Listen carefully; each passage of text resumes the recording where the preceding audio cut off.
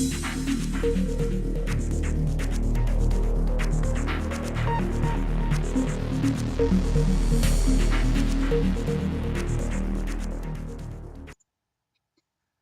this video, we will be looking at our first look at epistemology, and we will be introducing epistemology through taking a very brief look at radical skepticism.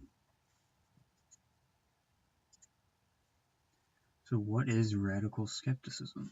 Well, skepticism in general, the common usage for it is if someone is unsure if information is true and requires more evidence.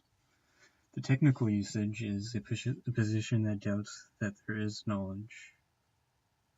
There's at least two flavors of this. We have the radical skeptic, who doubts that there's knowledge at all, and we have the moderate skeptic that doubts that we have knowledge of X, such as politics or science or so forth. They doubt that we don't have knowledge in one area, but we can have knowledge in other areas.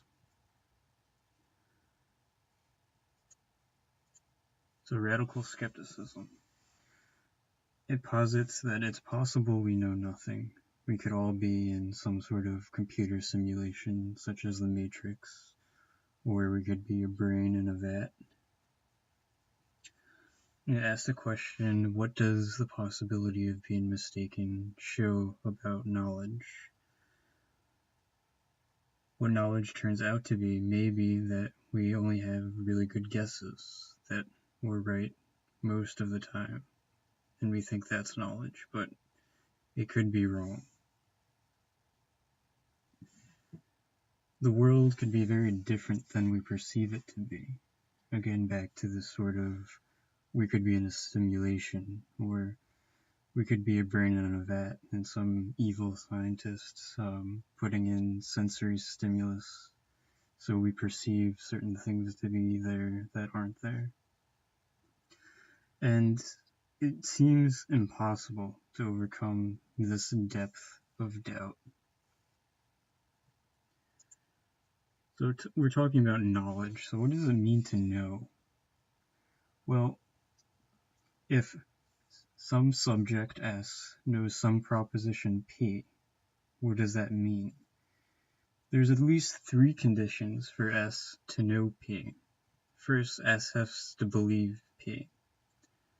P is true, and S has to be justified in believing P. Now, why this third condition? Well, here's a hypothetical scenario. Let's say Tom asks Bob what the score of the football game was last night, and Bob has no experience or contact to such knowledge. So Bob guesses, but he guesses the exact score of the football game, and he's correct. Do we say that Bob knew the score of the football game? No, because his belief wasn't justified. He was merely guessing. So under this definition, knowledge is justified true belief. And here's where radical skepticism comes in a basic way. Radical skeptics cast doubt on whether any belief is justified. And they say if the grounds for our beliefs are not justified, then we cannot have knowledge.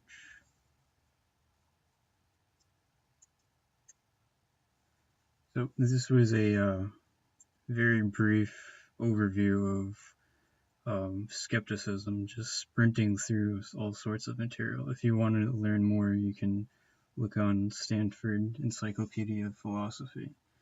It's a pretty vast topic, and here are just some of the basic points. The next video we'll be looking at a certain type of skepticism called Pyrrhonism, which existed in the ancient world. So if you found this video useful, be sure to rate, comment, and subscribe.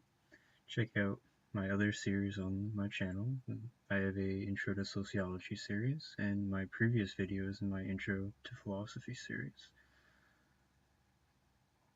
If you have any questions, I would be more than happy to answer them in the comments section. So I'll see you next time. Bye.